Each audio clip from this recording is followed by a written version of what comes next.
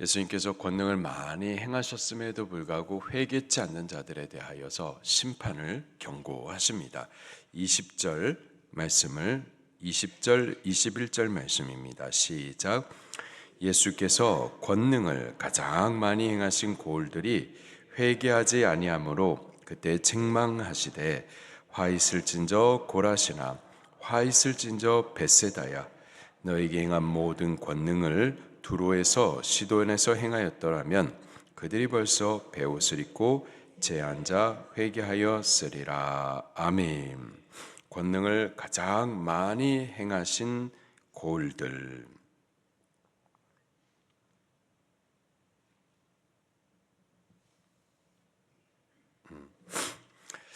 예수님께서 애정과 사랑을 담아서 더 많은 은혜를 베푸시고 또 더 많은 기회를 제공한 사람들이 있습니다. 그래서 많이 들었어요. 그래서 잘 알아요. 은혜도 받습니다. 기적과 능력 체험도 있어요. 그러나 그것이 곧바로 믿는다, 그것이 곧바로 회개다, 그렇지는 않습니다. 믿고 회개하는 것은 또 다른 일인 거예요. 하나님께서 그런 애정과 사랑을 담아서 더 많은 은혜도 주시고 기적과 능력도 나타내시고 영적인 체험들도 보게 해주시고 특별한 관심과 사랑을 베풀어 주셨음에도 불구하고 회개하지 않는 자들, 그들에 대해서 책망을 하신다라는 거죠. 그 가운데에 고라신 그리고 벳세다라고 하는 동네가 있었습니다. 가버나움 동네에 가까운 곳이에요. 그들에게 하나님께서 그렇게 예수님께서 그렇게 기적을 많이 또 기회를 많이 베푸셨으나 회개치 아니함으로 인하여서 책망을 하시면서 이런 말씀을 하십니다. 21절에 너희에게 행한 모든 권능, 너에게 나타나신 모든 기적과 능력들, 너에게 베풀어 주셨던 그 기회들, 그것들을 두로와 시돈에 행하였다라면 그러면 그들은 벌써 베옷을 입고 제앉아서 회개하였으리라. 여기 두로와 시돈, 이스라엘 영토 위쪽에 있는 이방 나라입니다.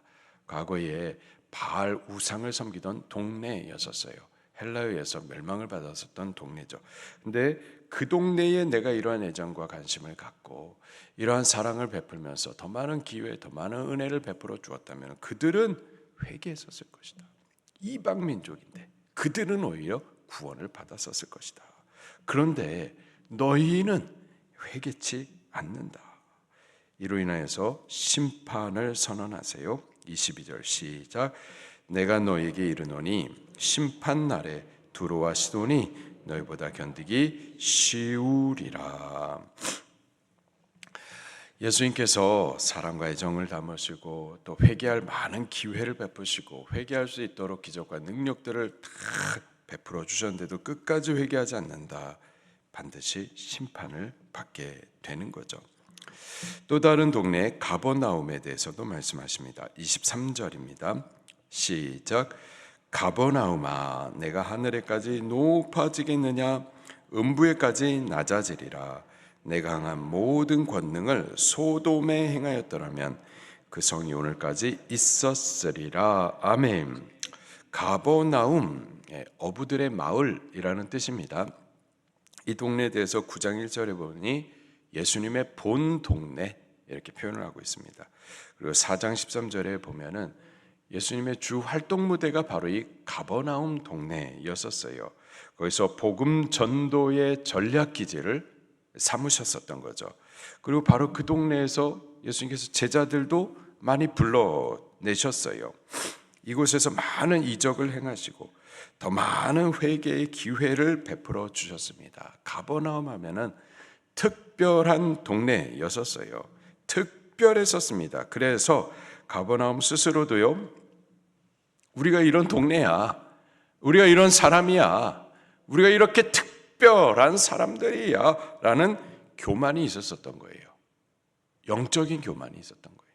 그래서 예수님 하시는 말씀이 가버나움아 내가 하늘에까지 높아지겠느냐. 본 것들이 있고 들은 것이 있고 아는 게 많아요. 나도 체험이 있고 신령한 영적 체험이 있고 우리 아버지가 목사님이시고 이런 영적인 교만이 있었던 거죠. 예수님 하신 말씀이 너가 그렇게 높아지겠느냐. 그런 기적과 능력들을 처음 받고 그러면은 회개하고 또 믿고 회개에 합당한 열매, 믿음에 합당한 삶이 있어야 되는데 교만만 했었던 거죠.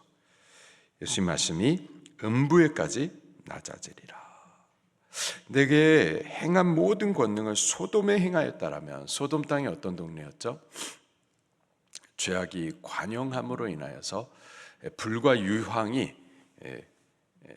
떨어져 가지고 멸망을 받았던 심판받았던 도시가 소돔 땅, 고모라 땅이었었습니다. 그런데 예수님 하신 말씀이 만약에 그들에게 너들에게 나타나셨던 그 권능을, 그 은혜를, 특별한 관심과 사랑을, 그 애정을, 그 기회를 소돔 땅에 줬다면 그 소돔 땅이 아직 남아 있었으리라라는 거죠. 결국 회개치 않는 가버나움에 대해서 심판을 선언하십니다. 24절 시작. 내가 너에게 이르노니 심판날에 소돔 땅이 너희보다 견디기 쉬우리라. 아멘. 고라신, 벳세다, 가버나움, 특별한 동네가 맞습니다. 예수님께서 특별한 은혜와 애정을 더 많은 기회를 베풀어 주셨어요. 그래서 더 많은 기적과 능력들을 체험했습니다. 영적인 체험들이 많았었어요. 그런데 회개는 하지 아니하고 오히려 영적으로 높아지기만, 교만만 했었던 동네였었죠. 결국은 심판을 받게 된다라는 겁니다. 우리 대한민국도요, 그런 의미에서 하나님께서 특별한 애정과 사랑이 나타난 곳이었고 한국교회 같은 교회가 없었죠. 그 뭐라고 그러죠? 선교 단체들이 가르치는 그 내용들 가운데에 14십창이라고 있습니다. 14십창, 그 지구를 뚝 돌아봤을 때 경도의 위도예요. 14십창, 이 적도를 중심으로 해가지고 14십창을 삑 전 지역을 돌아보면은 모든 종교의 중심지, 발원지가 이 14십창에 다 있고, 그리고 모든 영적인 역사들이 이 14십창에 다 있고, 그래서 이슬람, 힌두, 그리고 불교, 그리고 공산주의로 다 점령된 곳이 14십장. 근데 유일하게 대한민국은 하나님을 섬기는 나라인 거예요. 유일하게 대한민국은. 특별한 은혜가 이 땅에 대한민국에 있었던 거죠. 우리가 복음 받기 이전에 이 땅은요, 암흑의 도시였었어요. 땅끝이었었습니다. 미신으로 가득하고 장승마다 곳곳에 장승 세워지고 그 지나갈 때마다 그냥 다 절하고 죽은 조상에게 제사하고 귀신 섬기고, 얼마나 귀신이 많은지. 산에도 가도 산신령이 있고 바다에 사는 사람들은 용왕신을 섬기고 삼신할머니 섬기고 전설의 고향과 같은 귀신이 충만한 도시가 바로 이 땅이었다고요.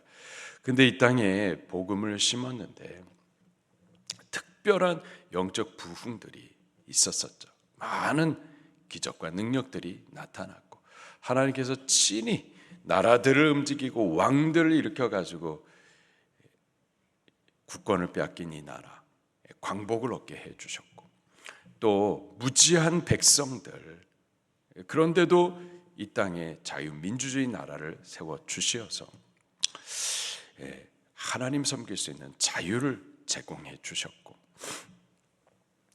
근데 공산주의에 의해서, 공산당에 의해서 전쟁으로 다 폐허가 된 이 땅, 또 전쟁으로 인하여서 부모 없이 버려진 이 고아와 같이 버려진 불쌍한 민족들, 근데 하나님께서 친히 아버지가 되어 주셔서 이 땅을 품으시고 이 민족을 품으시고 영적인 큰 부흥을 허락하여 주셔서 유례 없는 영적 부흥을 이 땅 가운데 베풀어 주시고, 영적 부흥과 함께 경제적인 큰 복을 베풀어 주셔서 자원도 없는 조그만 땅이 전 세계에 무역을 하면서 세계 경제의 대국을 이루고, 이런 나라가 어디 있겠습니까?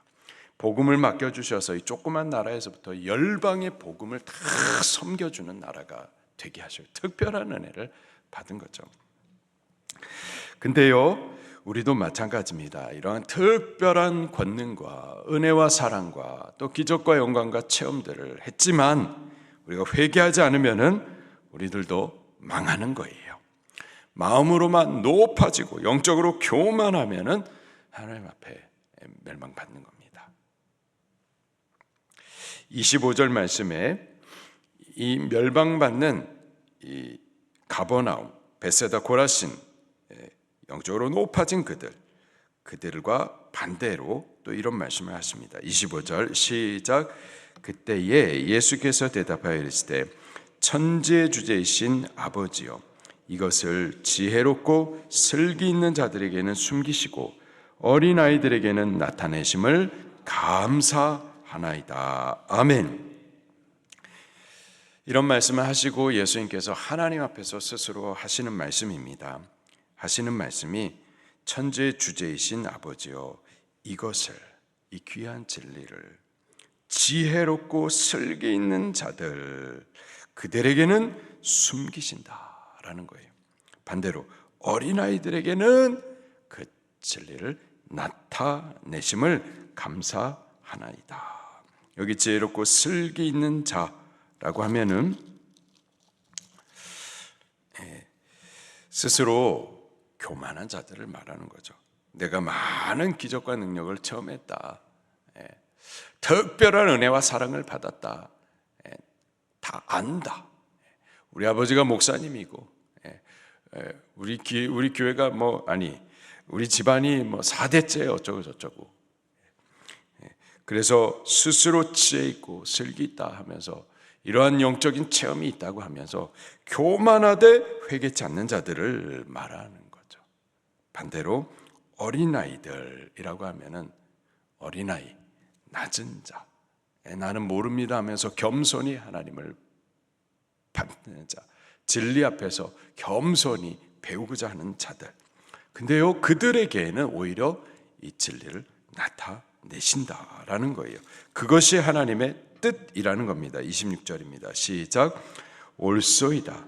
이렇게 된 것이 아버지의 뜻이니이다. 아버지의 뜻은 교만한 자들에게는 오히려 진리를 숨기시고요, 어린아이처럼 겸손히 낮아지는 자들, 그들에 대해서는 하나님께서 그 진리를 나타내시는 겁니다. 그것이 아버지의 뜻이라는 거예요.